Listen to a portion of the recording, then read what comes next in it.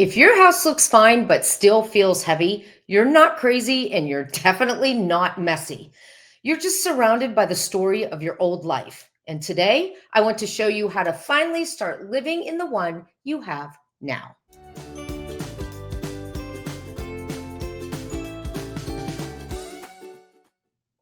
Hey there, friend. Let me ask you something. Does your house look fine but still somehow feel heavy?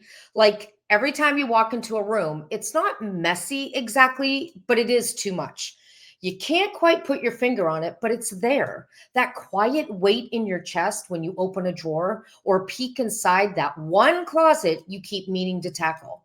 Well, here's the good news. Your house isn't messy, and you're definitely not lazy. You're just living with decades of your old life, and it's finally starting to show up in little ways around your home. Here's the thing, we grew up in a time when everything around us screamed, buy more. Magazines, commercials, catalogs, you name it. They all told us the same thing. This is what you need to be a good mom, a good wife, and a good homemaker. We were taught to keep everything just in case the kids need it, just in case you lose weight, just in case you might do that one craft again from 2004. And here we are, decades later, with closets full of just in case stuff. The truth is, you're not disorganized. You've just been trained to hold on to every little thing. And nobody ever showed us how to stop carrying on that entire lifetime of what ifs. Now, let's talk about what that heavy feeling is for just a minute. Clutter, whether it's visible or hidden, has weight, not just physical weight, but mental weight. Every unopened box, every drawer that won't close, every cabinet packed with things you don't use anymore. It's like your home whispering, deal with me, remember me, fix me. And those whispers pile up until your whole house starts to feel loud. That's why you can clean all day and still not feel done because you're not dealing with a mess. You're dealing with a museum of your old life. And it's no wonder it feels heavy. You've been carrying years of this living inside of your walls. But here's the thing, your home shouldn't be a museum, it should be a reflection of who you are today. So let's flip the story. You don't have to treat every single item like a precious memory. You don't have to keep everything that reminds you of something or someone. Right now, this chapter of your life deserves space, real, usable space. You deserve cabinets that actually close and drawers that don't need a tug of war to open. You deserve shelves that hold what you use now, not what you used to use. And just so we're clear, we're not about to talk about sentimental stuff. Not the baby clothes, not the photos, not the macaroni art that our kids made in kindergarten. That's a different kind of project, and we'll handle that on another day. Today is about the practical things. The 40 pairs of winter boots when you only wear one of them. A mountain of mixing bowls that all do the same job. The 200 towels in your closet for a family of two. Okay, so let's get practical. Here are a couple of questions to guide you. First, do I actually use this? Or am I keeping it because I used to use it? Or because some part of me might use it again someday? Here's my confession. I had a turkey baster I kept for 25 years. I haven't basted a turkey in at least 10 of them because I cook my turkey in one of those bags and the bag does the basting for me. But there it sat year after year, taking up space in my drawer. The emotional side of me said, you might need this. But the practical side finally said, no, no, you won't. So out it went. And guess what? I haven't missed it, not one time. Okay, so here's another question. Does this amount fit comfortably in the space where I keep it? If you have more than your drawer, shelf, or cabinet can hold, it's time for an audit. So I used to keep so many pot holders, I could barely close the drawer in my kitchen.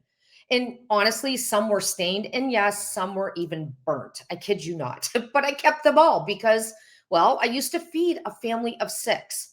But now it's just the two of us. So I decided on my new limit, four of those trivets and two oven mitts. That's it. And now everything fits. And that drawer practically sighs with relief every time I open it. And If I'm being honest, I sigh with relief as well. And that's the power of practical downsizing, small choices that make a big impact. Now, when you first start focusing on usefulness instead of sentiment, something shifts. Your home becomes lighter, your storage starts to make sense again, and you begin creating a space that supports the person you are right now in this chapter, not the one you were 20 years ago. Okay, so here's your new mantra: keep what serves your life today and let the rest go to someone else. You don't need to declutter everything in a weekend. Just start where the weight feels heaviest. Okay, maybe it's your silverware drawer. Maybe it's a cabinet in your bathroom, or maybe it's your guest bedroom closet that has become a hodgepodge of random boxes and bags. The point is to take it slow, one cabinet, one drawer, one shelf at a time. And as you start to work on these areas and you move along, you'll start to see your life again. You'll notice what belongs to your current season and what doesn't. And the best part, once your home starts to match your life, everything else gets lighter. You think clearer, you rest easier, and you finally feel like your home is cheering you on instead of nagging you. Listen, your house doesn't need to be perfect to be peaceful. You don't need color coded bins or even those fancy organizers you see on your phone. You just need a little bit of space and a whole lot of grace. You've built this beautiful life, and now it's time to let that life breathe. Start today. One drawer, let one thing go, and remind yourself you're not decluttering your past, you're designing your future.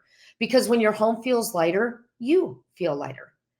Okay, I'll see you next time. And until then, keep creating a home that fits your life today. Now, before I go, I would love to hear from you in the comments below. What is one project you're going to start working on today?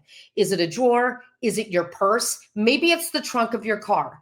It doesn't matter what it is. Just let me know that you're going to find a project and you're going to start downsizing it so it fits your life today. Also, don't forget to hit subscribe so I can keep bringing you more of this content.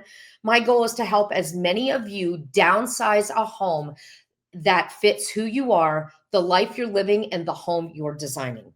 Oh, and one last thing, hit the link down below to grab one of our free resources that will help you put this downsizing into effect starting today. Okay, that is all I have for you today. Take care, and I'll see you soon. Bye.